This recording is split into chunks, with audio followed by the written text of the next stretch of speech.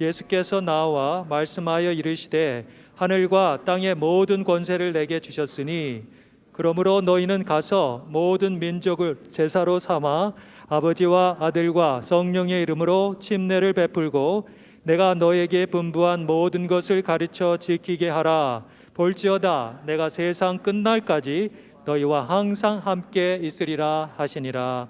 아멘. 우리가 읽은 이 본문 말씀은 익숙한 본문입니다.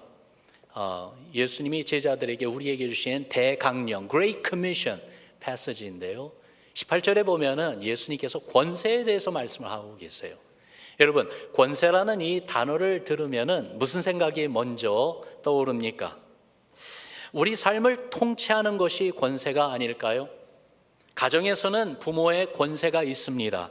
자녀가 어릴수록에 부모의 권세는 강하게 작용하지요. 그래서 자녀가 부모의 권세에 순복하며 또한 잘 따라야 됩니다. 어른이 되어서도 사회생활할 때에도요, 우리는 권세 아래 통치를 받습니다. 아마 가장 쉬운 예로서 운전할 때에 나라 법의 권세를 우리가 느끼지 않습니까? 바로 그 나라 법의 권세를 사용해서 국민의 안전을 지키는 경찰을 보게 되면은요, 운전하는 우리의 자세, 태도가 금방 바뀌게 되지요. 특별히 작년부터 올해 거의 1년 반 이상을 지나가면서 우리는요, 이 권세를 피부로 느끼며 살아왔습니다. 팬데믹 기간 동안에 모든 사람들이 건강과 안전을 지키기 위해서 명령하고 요구한 내용들이요, 그전에는 들어보지도 못했고 그런 생활 지침을 따라 살아본 적도 없는 사회적 거리두기요, 재택근무요, 또한 거주 명령이요, shelter in place, 정말 우리의 삶을 불편하게 하는 것뿐만이 아니라 때로는 생계를 어렵게 하는 그러한 이 사회 행동 지침을 우리가 받았고 거기에 순복하며 살아온 것이 바로 우리들의 모습입니다. 정부의 권세 아래 살고 있기 때문에 그렇습니다. 그래서 지금까지도 우리가 mask up, 그래서 마스크 쓰는 거 하며 여러 가지 일상생활에 자연스럽지 않은 그러한 행동을 하고 있는 것이 바로 we are under the authority of the government, 정부의 이 권세 아래 살고 있기 때문에 그렇죠. 그래서 이 권세라는 이 말을 생각해 보면 거기에 능력, 힘이라는 개념도 있고요, 또한 이 권세 앞에 순종, 복종해야 된다는 이 뜻도 같이 따라오는 것을 느낍니다. 자, 그러면은 예수님께서 말씀하신 이 권세는 어떤 내용입니까? 우리 18절 말씀 함께 다시 한번 읽습니다. 시작. 예수께서 나와 말씀하여 이르시되 하늘과 땅의 모든 권세를 내게 주셨으니. 예수님이 이런 말씀하세요. 하늘과 땅의 모든 권세를 내게 주셨다. 예수님이 받으셨다라는 그런 말씀을 하세요. 누구에게 받으신 겁니까? 누가 예수님에게 그 권세를 주셨습니까? 하나님 아버지께서 주신 것입니다. 마태복음 11장에 보면은 내 아버지께서 모든 것을 내게 주셨다, 그런 말씀을 하세요. 그래서 아버지 외에는 아들을 아는 자가 없고 아들과 또 아들의 소원대로 계시를 받는 자 외에는 아버지를 아는 자가 없는데, 바로 하나님 아버지께서 허락하신 이 자들은 아버지께서 나에게 모든 것을 주신 걸 안다, 그 말씀을 하시는데요. 왜 이런 말씀을 하셨냐면 사람들이 와서 예수님에게 질문했어요. 예수요, 당신이 우리가 기다리는 그 메시아입니까? 아니면 우리가 다른 일을 기다려야 됩니까? 그 말을 들으시고 예수님이 대답하실 때 주신 말씀이었습니다. 하나님 아버지께서 하나님의 아들 예수님에게 모든 것을 다 주셨다, 바로 예수님 당신이 오실 그 메시아이시다, 그 말씀을 하신 것이었어요. 요한복음 3장에도 보니까 사도 요한이 예수님에 대해서 이렇게 말합니다. 아버지께서 아들을 사랑하사 만물을 다 그의 손에 주셨으니 아들을 믿는 자에게는 영생이 있느니라, 그런 말을 해요. 하나님 아버지께서 만물, 이 세상에 존재하는 그 모든 것을 다 예수님에게 주셨다는 것입니다. 그래서 모든 만물을 소유하신 이 예수님을 믿는 자에게는 영생이 있게 하셨다, 이 말씀이죠. 한 군데 더 보죠. 예수님께서 십자가 처형 당하시기 전에 마지막으로 하나님 아버지께 제자들을 위해서 기도하신 대제사장의 기도가 요한복음 17장에 나오는데, 아버지께 기도할 때에 2절에 보니까 예수님께서 이렇게 기도하세요. 아버지께서 아들에게 주신 모든 사람에게 영생을 주게 하시려고 만민을 다스리는 권세를 아들에게 주셨음이로소이다. 예수님은 아시는 거예요. 하나님 아버지께서 계획하신 이 구원을 이루고자 만민을 다스리는 권세를 아버지께서 예수님 당신에게 주셨다는 그 사실을 알고 있습니다. 그래서 그것을 하나님 아버지께 고백하고 있는 것이죠. 그리고는 십자가 죽음과 부활로 하나님 아버지께서 주신 이 하늘과 땅의 모든 권세가 예수님 당신에게 있음을 아셨습니다. 자, 여기서 두 가지 질문을 해봅니다. 첫 번째는요, 예수님은 하나님 아니십니까? 그런데 하나님이신 그분이 이 권세 영원 전부터 원래 갖고 계신 게 아니셨습니까? 왜 받으셔야 됐느냐 이야기죠. 두 번째는 예수님이 받으신 이 권세, 그래서 예수님은 큰 권세를 가지신 분이라는 것 인정하더라도 그것이 우리와 무슨 상관이 있느냐는 거죠. 우리에게는 어떤 의미로 이것이 다가옵니까? 첫 번째, 이 예수님이 아버지로부터 이 권세를 받았다는 이 말의 내용이 무엇을 의미하는가 볼 때요, 하나님의 아들이신 우리 주님 예수 그리스도 주님은요, 창세전 영원부터 모든 권세를 가지신 하나님이십니다. 믿으시면 아멘 합시다. 그렇기 때문에 이미 이 모든 하늘과 땅의 모든 권세를 가지고 계셨던 분이셨어요.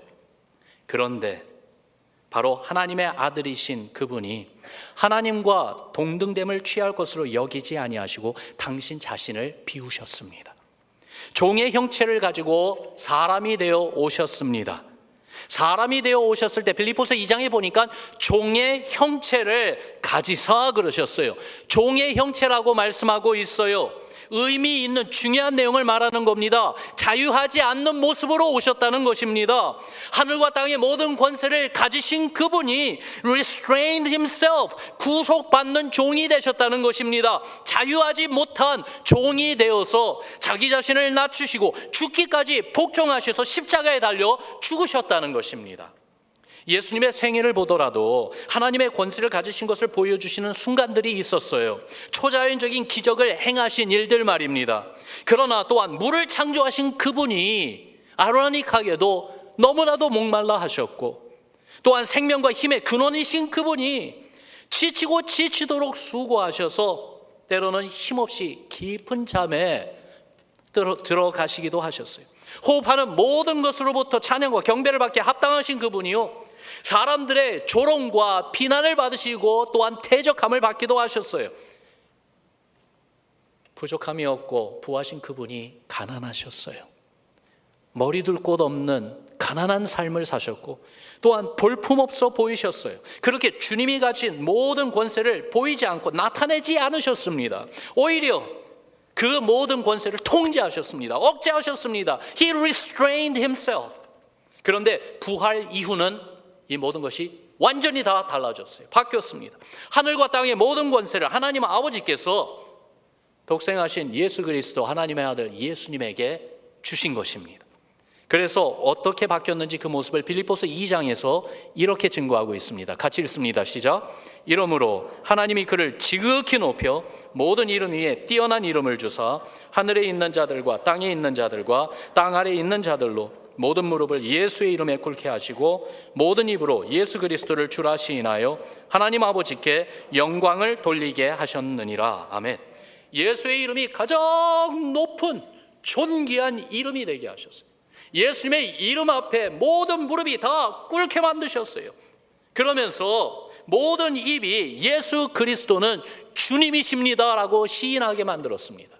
지난 주일 우리 교회 방문하셔서 말씀을 전해주셨던 그 IMB 부총재 토드 레프리 목사님이 말씀 가운데 그런 말을 하셨죠. 인생을 살아가면서 예수의 이름을 저주하고 또한 예수의 이름을 비웃던 그 입술도 결국은 예수 그리스도가 주님이십니다라고 시인하게 되어 있다고요. 할렐루야. 부활의 사건 이전에는 하늘과 땅의 모든 권세를 가지신 예수님이건만 그러나 그것을 사용하지 않으셨어요. 나타내지 않으셨어요. 그런데 부활 사건 이후에는 하나님이고 사람이 되신 예수님이 하나님 아버지로부터 하늘과 땅의 모든 권세를 받으신 것입니다. 자, 이 내용이 우리와 무슨 상관이 있습니까?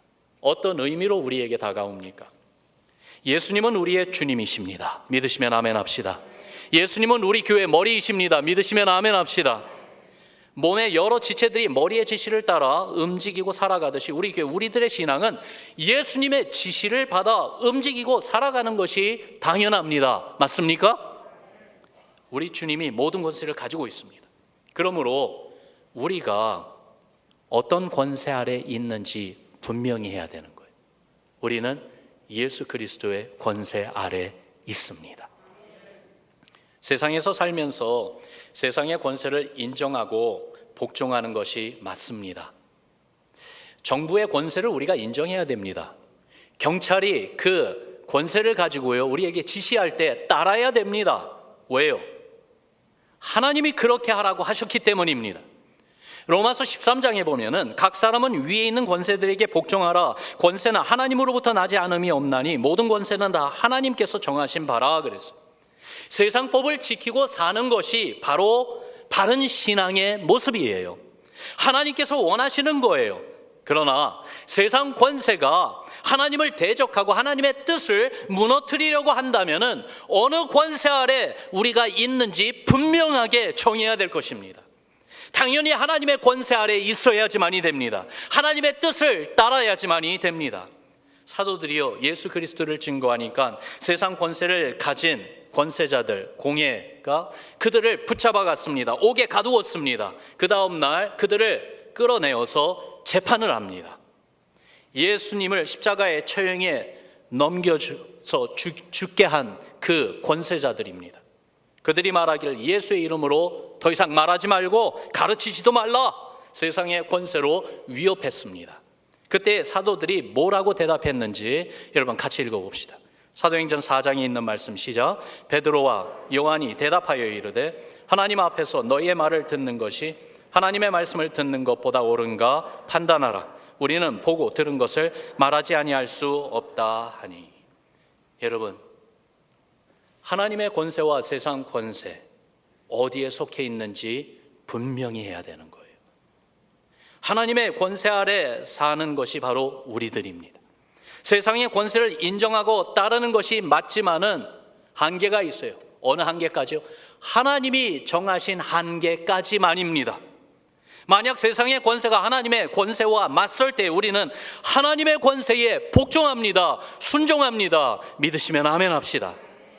그렇기 때문에 세상의 권세가 우리에게 요구하는 그것이 하나님의 뜻과 맞는 것인지, 그리고 같이 가는 것이라면은 당연히 순종해야 돼요.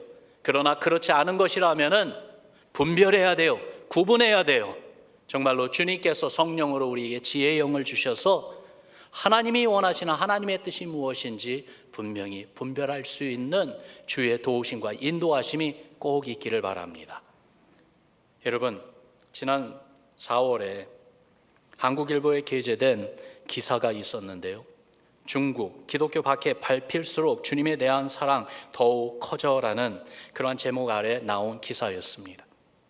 기독교 밖의 국가를 모니터하는 그 오픈 도어 USA 보고에서 나온 그 내용들을 정리해서 기사로 신문에 게재한 것인데요. 2018년에 제정된 종교 규제법으로 중국 내 교회들이 극심한 압박을 현재 받고 있어요.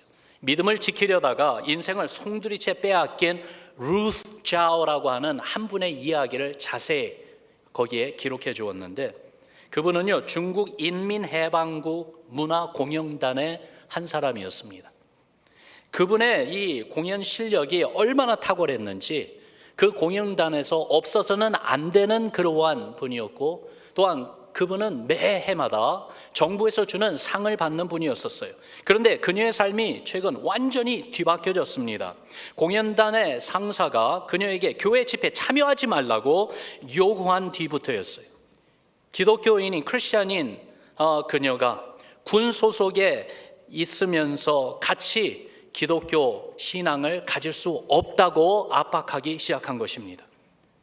그랬을 때에 믿음을 저버리고 공연단원 신분을 유지할 것인지, 아니면 평생 이론의 모든 것을 다 잃더라도 주님을 향한 그 사랑을 지켜야 하는지 이 기로에 서게 되었을 때에 루스 자오 이분은요 단호하게 결심을 했어요.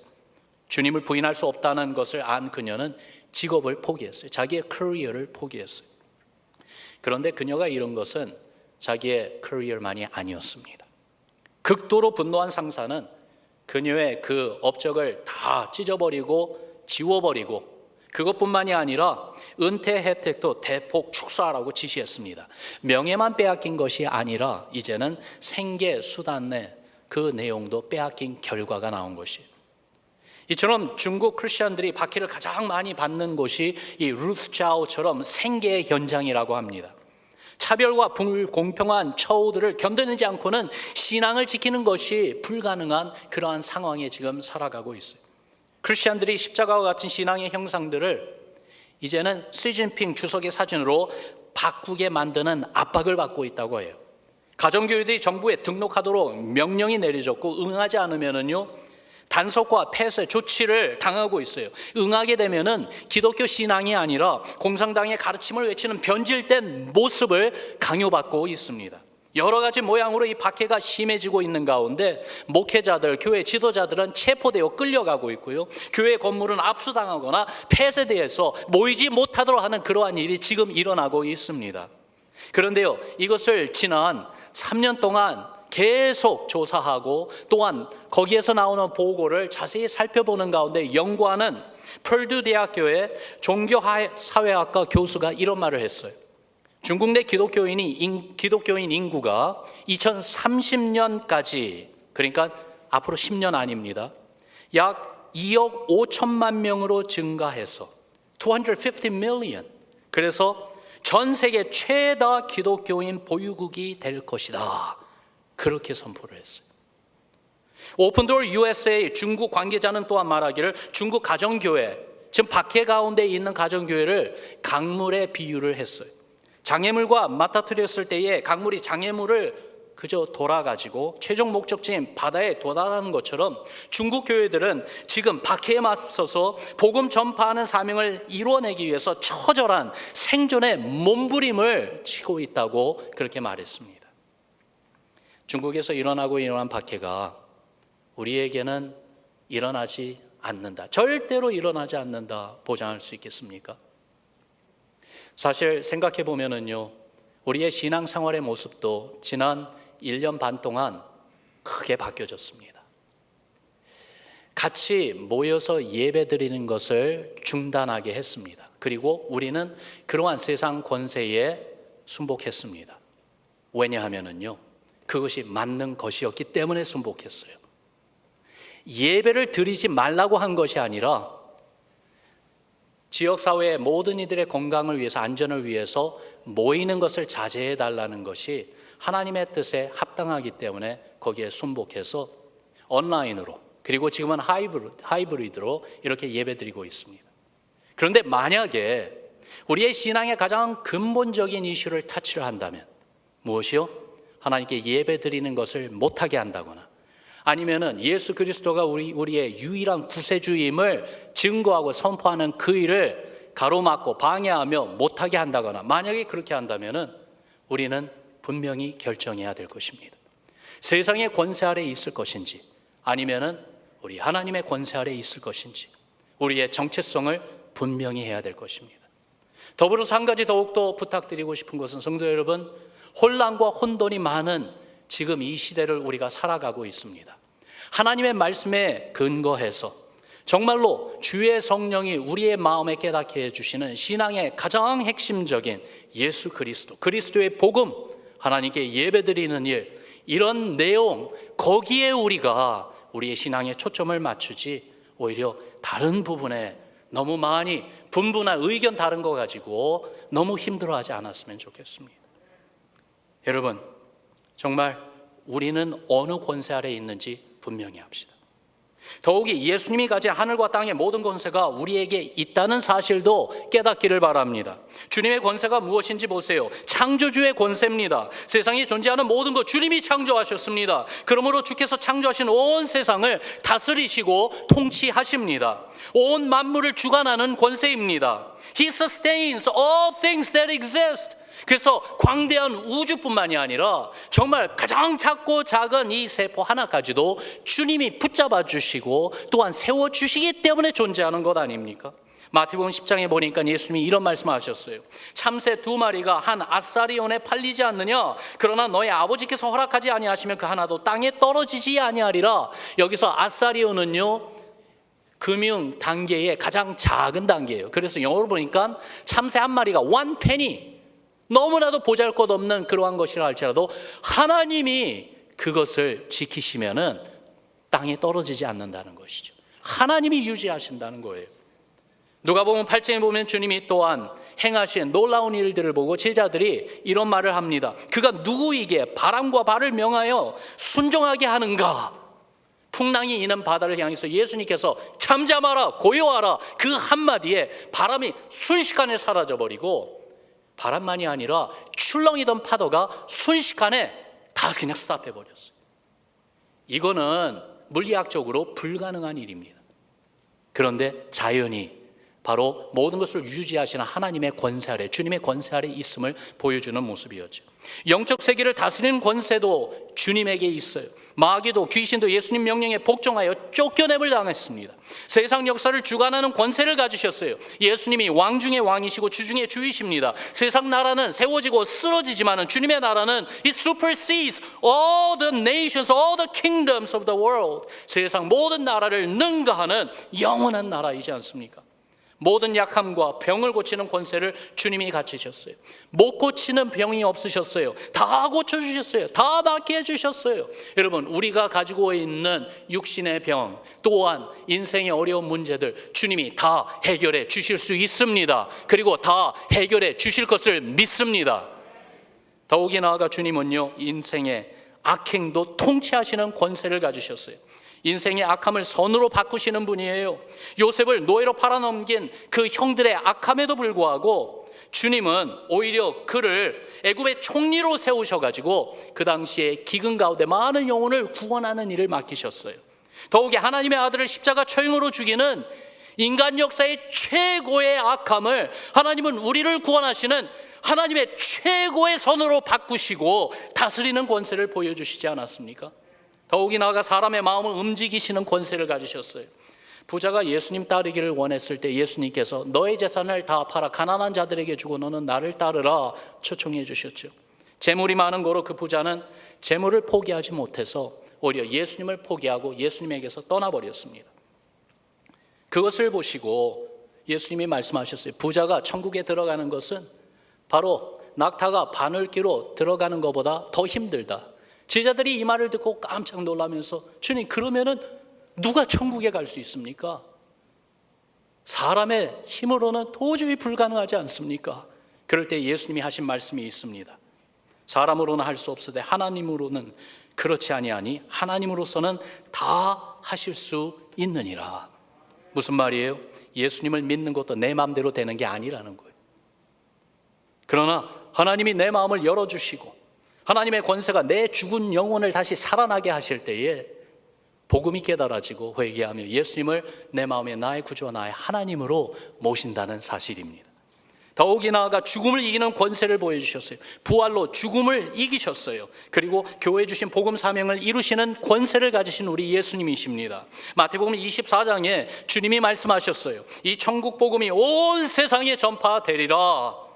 여러분, 천국 복음이 온 세상에 전파된다고 이미 선포하셨습니다. 십자가 죽음과 부활로 하늘과 땅의 모든 권세를 다 받으신 주님이 천국 복음이 온 세상에 다 전파되게 하십니다. 당신의 권세로 이 복음의 사명을 이루십니다. 누구를 통해서요? 당신의 교회를 통해서요. 여러분과 저를 통해서요. 여러분 그렇게 믿으시면 아멘 합시다. 하늘과 땅의 모든 권세를 갖고 계신 주님이 우리에게 말씀하시는 거예요. 볼지어다 내가 세상 끝날까지 너희와 항상 함께 있으리라. 그러므로 주님이 가지신 권세가 지금 어디에 있습니까? 우리와 함께 해주시는 주님으로 인해서 우리 가운데 있다, 이 말씀이에요. 주의 복음이 온 세상에 전파되도록 하늘과 땅의 모든 권세가 주님의 교회에 있습니다. 주님의 제자들에게 있습니다. 주의 권세, 우리와 함께 있는 주의 권세를 알고 의지하며 주의 사명을 감당해야 되겠습니다. 그 사명이 무엇입니까? 여러분 따라합시다. 모든 민족을, 다시 한번요, 모든 민족을 제자 삼으라. 모든 민족을 제자 삼기 위해서 예수님은 자세한 실천 사항을 말씀해 주셨어요. 먼저 가라고 하셨어요. 또한 복음을 전하며 그 복음을 받아들이고 영접하는 자마다 침례를 베풀라고 하셨어요. 그리고 주의 말씀을 가르쳐 말씀대로 살도록 돕고 인도해주고 섬겨주라고, 그렇게 제자 삼으라고 하셨어요. 그런데 누구를 이렇게 제자 삼으라고요? 같은 민족이요, 같은 동족이요, 같은 언어를 하고 같은 문화권에 있고 내가 대하기 편한 그러한 사람들이요? 당연히 그분들에게도 복음을 전하며 그리스도의 제자 삼아야 됩니다. 그러나 주님은 그러한 한계를 두지 아니하시고 뭐라고 그러셨어요? 따라합시다. 모든 민족으로. 모든 민족입니다. 무슨 말입니까? 타문화입니다. 타언어입니다. 타민족입니다.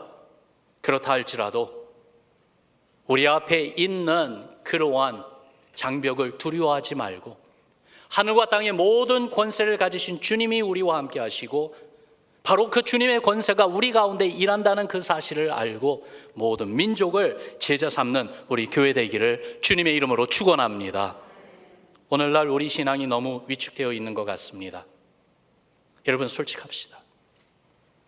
우리의 신앙생활, 기도하고 말씀 묵상하고 더욱이 나아가 그리스도를 증거하는 주님의 사역, 교회로 모이기를 힘쓰면서 하나님 나라를 일구어가는 주님이 우리 가운데 일하시는 그 모습에 순종하며 나아가는 그 모습이 어느 때보다도 더욱더 활발하게 불타오르고 있습니까? 아니면 많이 위축되어 있는 상황은 아닌지요? 왜 위축되어 있습니까?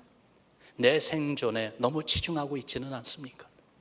내가 먼저 살아야, 그리고 내가 먼저 잘 돼야 그 다음에 주님의 일도 할 수 있는 것 아닙니까? 라고 말하고 싶지만은 그 말이 맞는 것 같지만 왠지 모르게 안 맞는 것 같아요. 너무나도 내 개인주의에 빠져 있는 것 아닙니까? 너무나도 내 중심적으로 우리 신앙이 변질되어 버린 것은 아닌지요? 저를 포함해서 여러분을 도전합니다.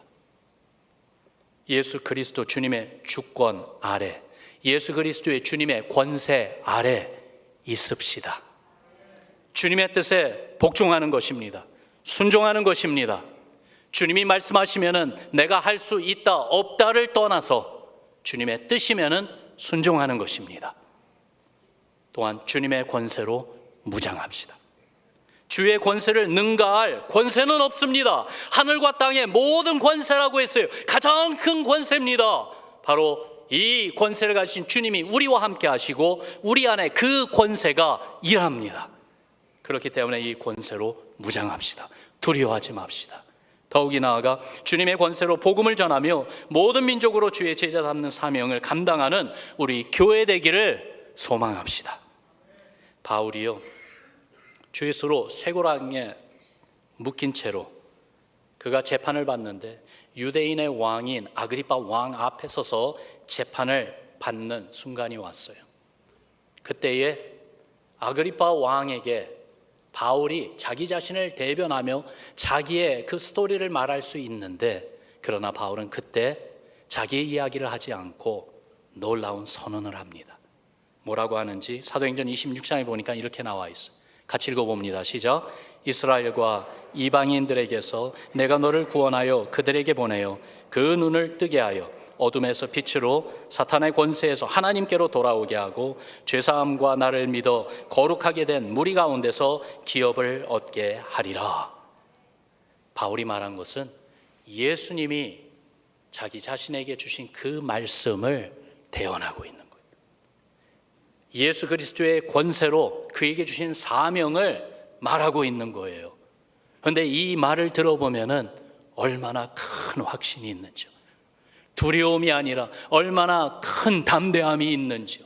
사랑하는 성도 여러분, 우리에게도 이 확신, 이 헌신, 이 권세 있는 사명이 우리 마음과 삶을 사로잡아서 우리의 호흡이 닿는 순간까지 주님이 온전히 이루실 복음 전파의 사명을 감당하는 여러분과 저가 되기를 주님의 이름으로 축원합니다.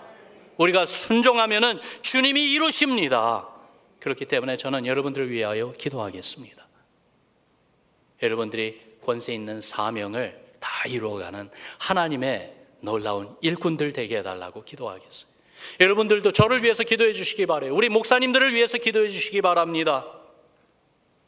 우리 모두가 함께 권세 있는 사명을 온전히 다 마치는 그 순간까지 주께서 우리를 축복하시고 또한 우리 가운데 하나님의 능력을 보이시며 그리스도의 영광을 드러내게 하시는 크고 놀라운 일 보게 해달라고 우리 같이 기도하며 주의 권세에 순종하며 주님의 이 하늘과 땅의 모든 권세를 가지고 세상의 모든 민족을 제자 삼는 이 일을 감당하는 우리 모두가 되기를 주님의 이름으로 축원합니다. 우리 같이 기도하겠습니다.